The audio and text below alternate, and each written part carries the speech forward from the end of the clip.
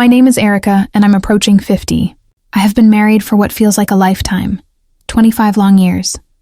My husband James is 53. When we first met, I believed our love would last forever. I thought we would always laugh together, grow old side by side, and one day sit on the porch holding hands while watching the sun set.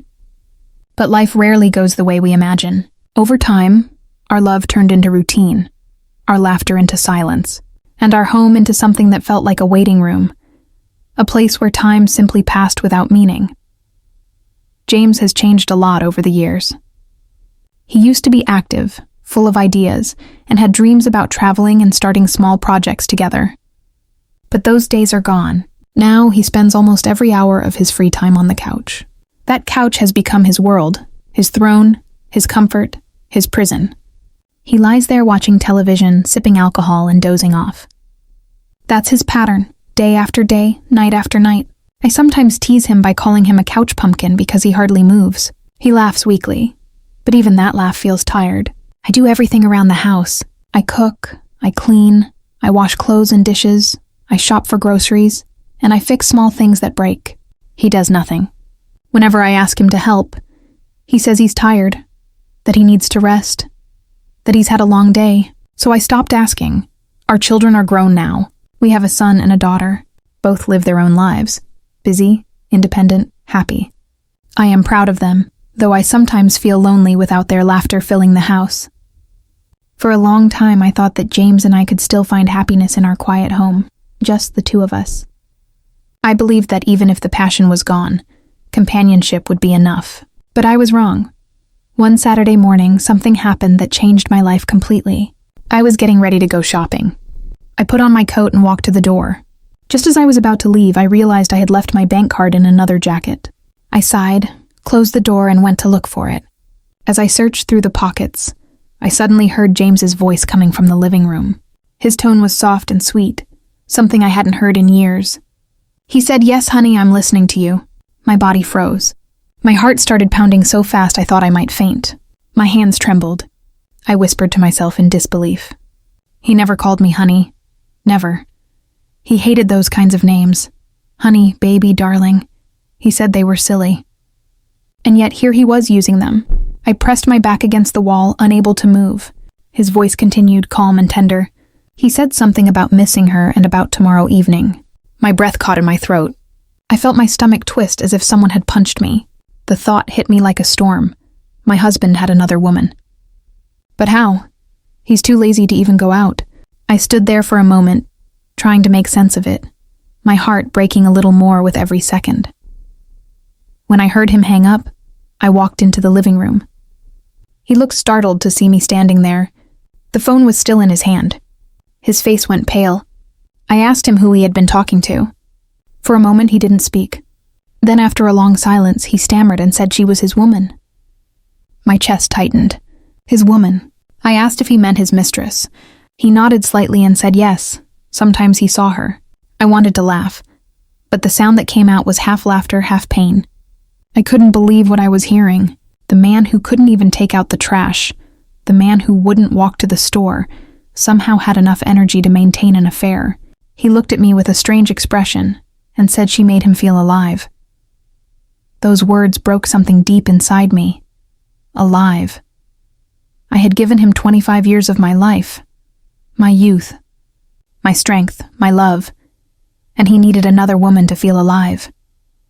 I felt tears sliding down my cheeks. I told him to call his honey and tell her he was coming that very day. He looked at me as if he didn't understand what I meant. I repeated it. "Go to her, right now. Leave this house." He said this was his home, but it wasn't anymore, not after what he had done. He had destroyed it. I told him to go and that I needed time to think about my life. Slowly he stood up, grabbed his wallet and car keys and walked to the door. He turned once, asked for forgiveness, said he was sorry. I didn't answer. I just sat at the table, put my face in my hands and cried. That evening was one of the longest of my life. The house felt painfully quiet. The couch where he always sat looked empty, almost unfamiliar. For years that sight had annoyed me, seeing him lying there every day. But now the emptiness hurt more than I expected. I thought about our past, about when our children were small and life was simple. We used to laugh together. We used to make plans. I remembered our little family dinners, our movie nights, the way he once held my hand. But those memories now felt like they belonged to someone else. That life was gone. I spent hours crying, then sitting silently, staring at nothing. Eventually, I felt a flicker of something new. Courage. It was faint, but it was there. I realized I couldn't keep living this way. I couldn't share my home with a man who didn't value me, who betrayed me. I decided that night that I would divorce him. It terrified me, but at the same time, it felt like the only way to breathe again. I took a deep breath and whispered to myself that I would survive, that I would start over. The next morning, I called my daughter. My voice shook as I told her everything. She listened quietly. And when I finished, she said words that lifted me more than she could ever know. She told me I was strong and that I didn't need a man like him. She said they loved me and would always support me. Her words gave me strength. For the first time in a long while, I felt like I wasn't alone. That afternoon, I saw the woman, the mistress, standing near my house. She had come to meet James. My heart raced, and my hands trembled again, but I walked outside calmly. I told her to leave, that my husband was still married to me, and that she had no place in my life. She didn't say much, just looked at me with wide eyes and walked away. Later, James tried to explain, but I wouldn't listen. I didn't need explanations anymore. I needed peace. That night we argued again. I told him how much he had wasted his life and mine.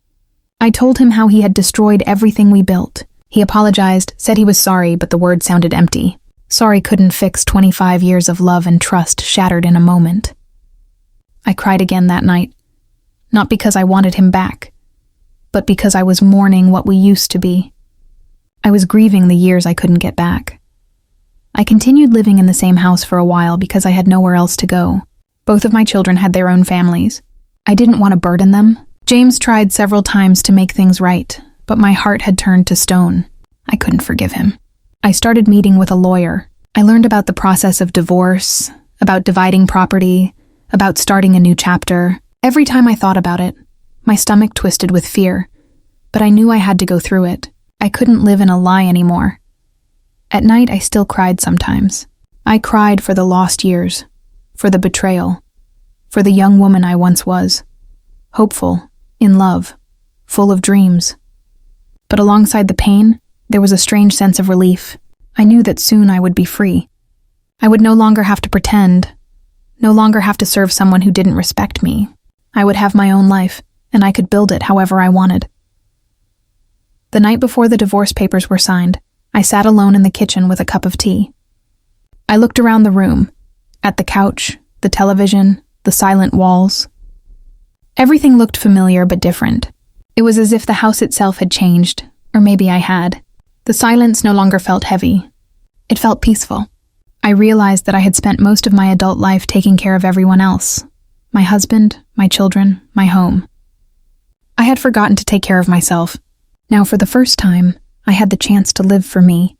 I began to imagine the life ahead. I could travel. I could learn something new. I could meet people, read, paint, walk in the park without worrying about cooking dinner on time. I could breathe again. I could laugh again. Maybe, one day I could even love again.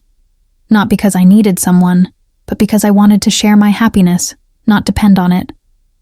I know there will be moments of loneliness. Sometimes at night I still miss the sound of another person in the house. But I also feel a quiet hope.